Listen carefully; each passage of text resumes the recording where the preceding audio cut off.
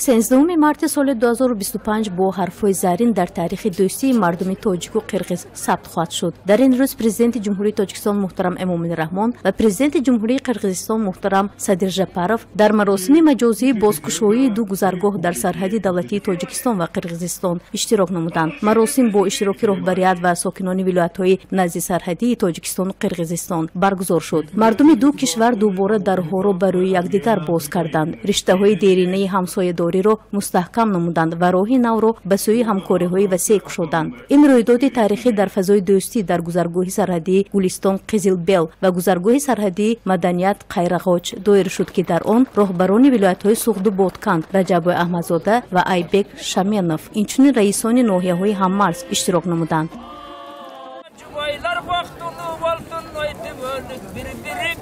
ساحه اقتصادیات، ساحه سیاحی رشد می‌یابد. این زحمت‌های پیشوای معظم ملت نسبت بهتر کردن شرایط زندگی مردم.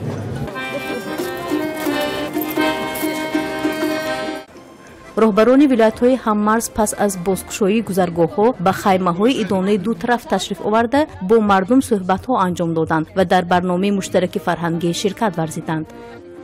من بسیار خوش شد که امروز سرشوی سال 2025 از دوستی خلق‌ها سر شد با تشبوس پرزیدنت مملکت امامالله رحمان محترم امامالله رحمان و محترم جپارов پرزیدنت قرقیزستان امروز سرحدی دو دولت گشوده شده است. از نو ما محنتکشان شهر و ناحیه اصفهان بسیار خرسندیم که باز رفت و آمد میشد با دوستی میشد.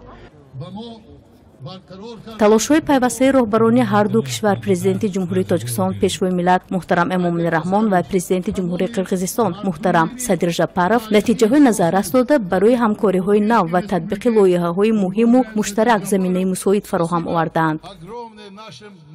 Если вы знаете, раньше был Советский Союз, границы не было. Проходили нигде, вот не спрашивали нас, кто ты, таджик, киргиз, никто не спрашивал. Сейчас тоже так же будет, по-моему. Но связь будет более крепче, я так думаю, потому что мы соскучились друг по другу.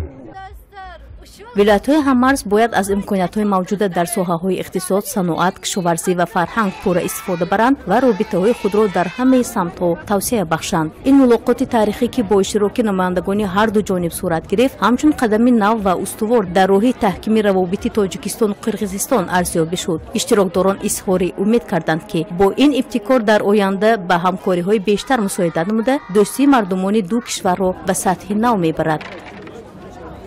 Men hozir sheydan foydalanib aytaman, men shul Tajik elining prezidentiga rahmat, bizning o'zimizning prezidentimizga rahmat, shul cho'ngdorning barbig'iga rahmat. Ol bir odam bilan chechilmaydi, barbig'i intimoqda chechdi, men buga barbig'i rahmat aytaman.